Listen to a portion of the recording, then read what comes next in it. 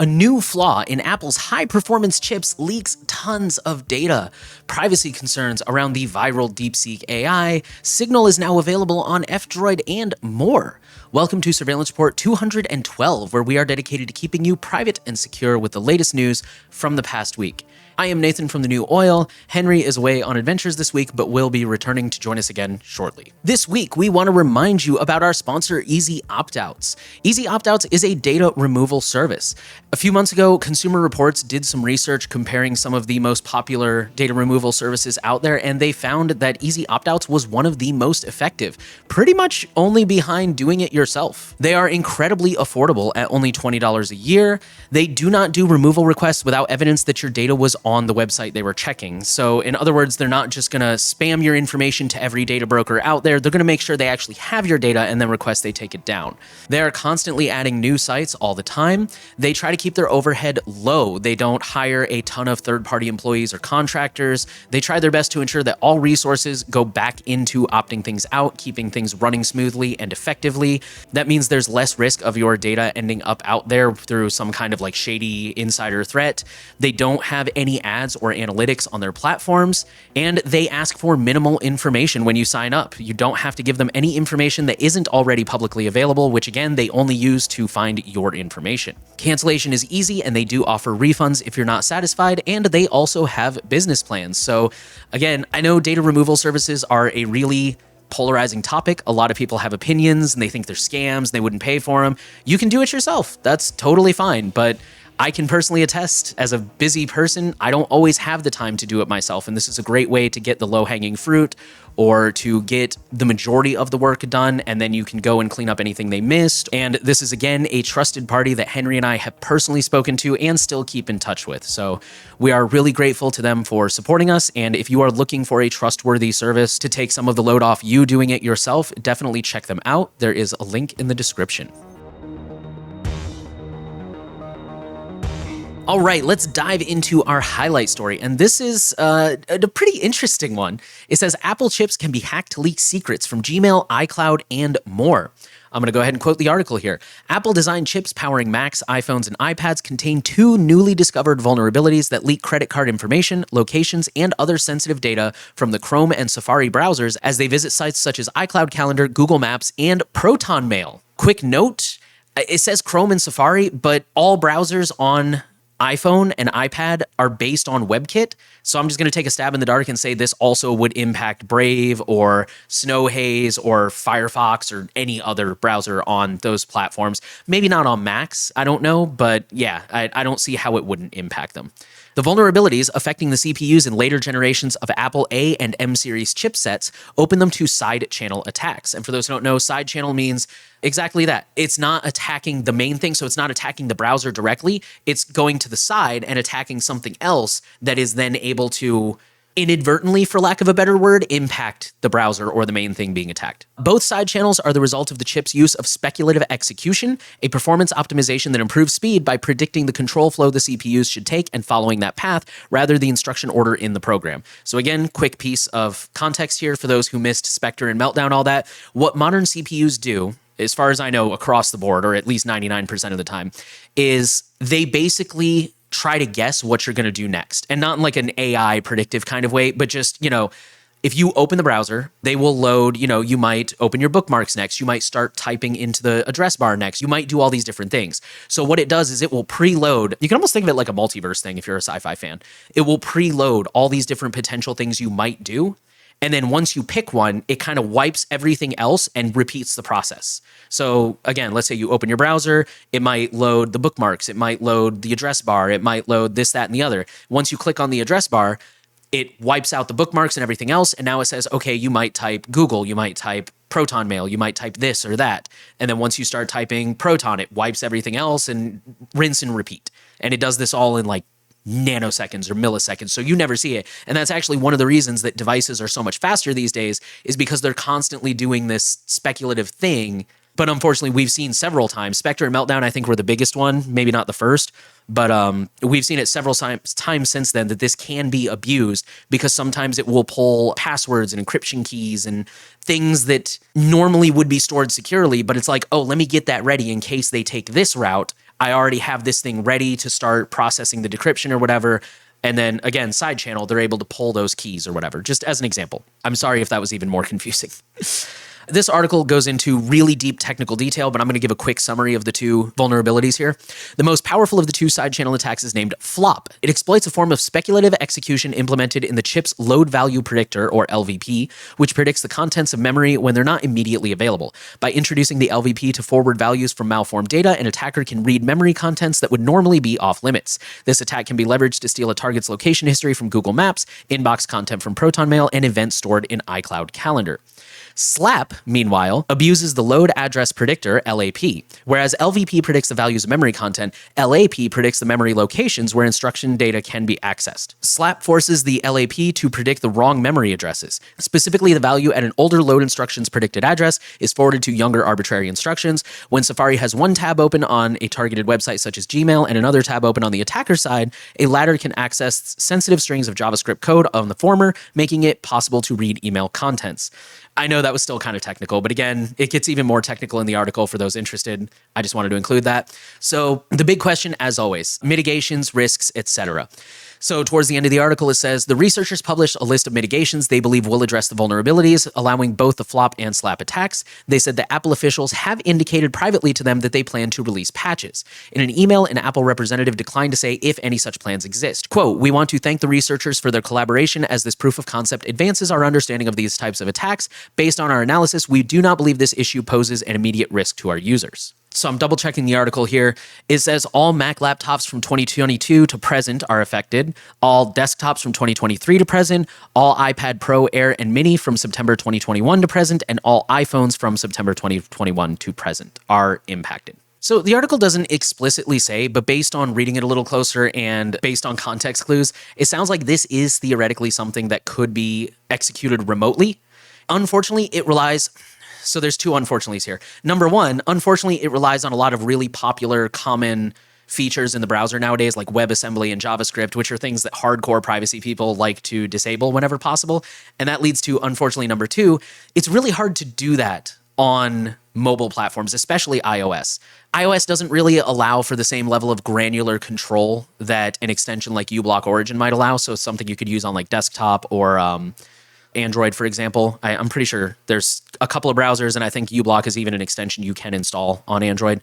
And even a lot of browsers that do include these options are just across the board. Like I think Brave has an option to disable JavaScript, but it's just across the board, which will break most websites you use. It's extremely frustrating. So I think, unfortunately, the best defense we have to offer for this one is the usual, like, just be careful what websites you access. Be careful that you're only accessing trusted websites. Make sure that you are keeping all your stuff up to date. You know, if Apple plans to hopefully release an update to this, I don't know, they said we don't believe this is an issue, but they might go ahead and roll out an update just because maybe it's a quick fix. And especially since they've already said, hey, here's how you can fix this, maybe they'll go ahead and roll it out. So keep your stuff updated. Phones have a weird trade-off because on the one hand, they are a little bit more secure because they've learned, as I heard one person, I think it was on Firewalls Don't Stop Dragons, I forget who it was. In a lot of ways, phones have learned from the mistakes of desktop, and they do things like better sandboxing of apps, and I don't think they're truly immutable operating systems. I'm still not really sure what the difference between atomic and immutable is, but it's a lot harder to like screw up the OS itself and things like that. But at the same time, because they are so heavily locked down, it makes it harder to really take control of your privacy to the same granular level that you could on like a desktop, for example. So that's why personally, I've always been a fan of like, if you don't need to do it on your phone, don't do it on your phone. Try to do it on desktop where you have more control.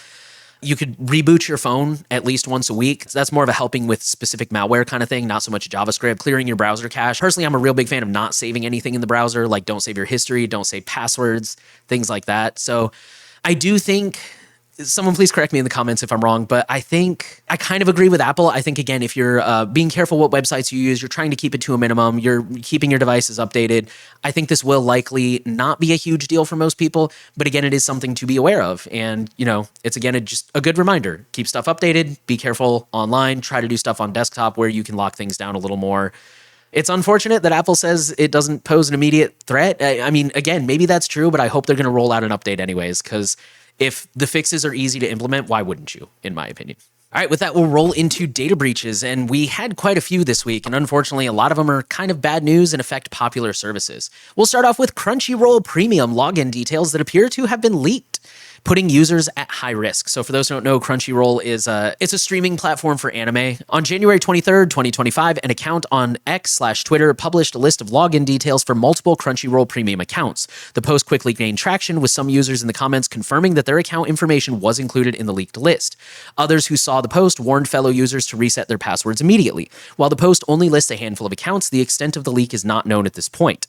The user's account has been suspended. Crunchyroll has also responded to the leak of login credentials, and they linked to Crunchyroll's blog post, which is the usual, "We have no evidence of a breach." On January 9th, 2025, another account had posted a list of Crunchyroll Premium login details on X. However, that post failed to gain any traction. It is not confirmed whether this breach stems from Crunchyroll's own systems or a third-party compromise such as phishing attacks or credential stuffing. Despite the urgency, many users reported issues with resetting their passwords. For those facing difficulties, it is recommended that you use the Forgot Password feature to initiate a secure password reset.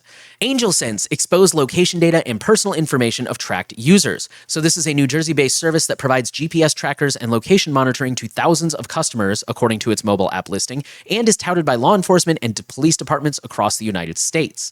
So kind of one of those things to keep an eye on, maybe children or families with dementia. According to UpGuard's researchers, AngelSense left an internal database exposed to the internet without a password, allowing anyone to access the data inside using only a web browser and knowledge of the database's public IP address. The database was storing real-time updating logs from an AngelSense system, which included the personal information of customers as well as technical logs about the company's systems. UpGuard said it found customers' personal data, such as names, postal addresses, and phone numbers in the exposed database. The researchers said they also found GPS coordinates of individuals being monitored, including associated health information about the tracked person, which included conditions like autism and dementia. The researchers also found email addresses, passwords, and authentication tokens for accessing customer accounts, as well as partial credit card information, all of which was visible in plain text. It is not known exactly how long the database was exposed, nor how many customers were affected. According to the database listing on Shodan, which for those who don't know is basically a search engine of internet-facing devices and systems, that's how it's described, which is pretty accurate.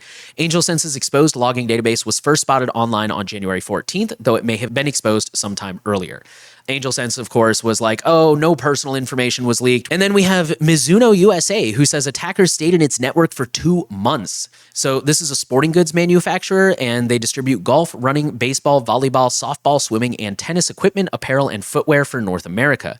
The information contained in the stolen files varies by impacted individual, but it may include name, social security number, financial account information, driver's license information, and passport number. The number of people impacted was not provided. We have a few more data breaches, but I'm going to try to blow through these pretty quick so that the data breach section doesn't become super long. U.S. nonprofit Community Healthcare Center, which is a Connecticut-based nonprofit healthcare provider, says attackers stole medical and personal information of over 1 million patients. This included addresses, phone numbers, diagnoses, treatment details, test results, social security numbers, and health insurance information. TalkTalk, which is a UK telecommunications company, is investigating a breach after the data was posted for sale on a hacking forum. According to the sample that was shared on the forum, it included subscribers' name, email, last used IP address, business phone number, and home phone number. The post says that data contains information about almost 18.9 million current and previous customers. The company does not have nearly that many subscribers, putting the authenticity in doubt. EN Global, or N Global, I'm not sure how that's pronounced, says attackers accessed sensitive personal data during cyber attack. For those listening on audio, sensitive personal is in quotes. N Global provides engineering and automation services to the federal government and critical infrastructure organizations. They are based in Houston, Texas, and they have not yet said how many individuals are affected by the breach or what types of data were accessed, but it will notify those affected. And then our last couple are just quick updates. First of all, PayPal to pay $2 million settlement over 2022 data breach.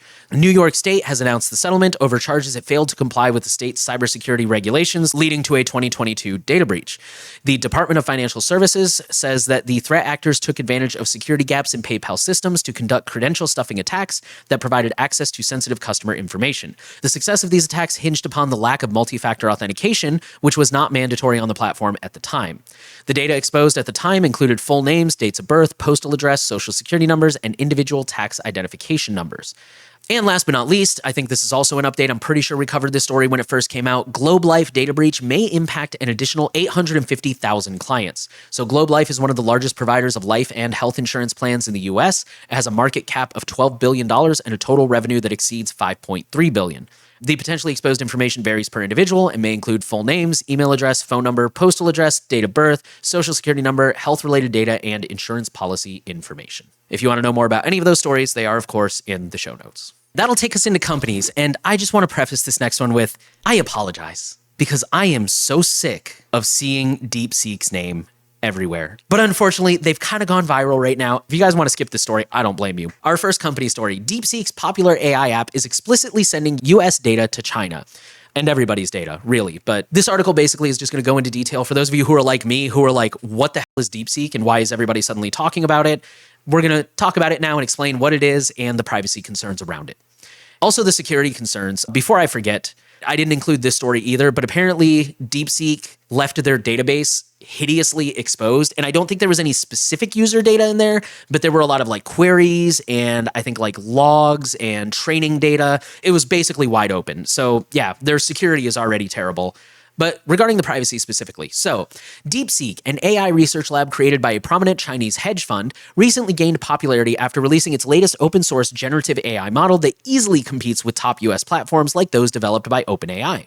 DeepSeek, which does not appear to have established a communications department or press contact yet, did not return a request for comment from Wired about its user data protections and the extent to which it prioritizes data privacy initiatives. As people clamored to test out the AI platform, though, this demand brings into focus how the Chinese startup collects user data and sends it home.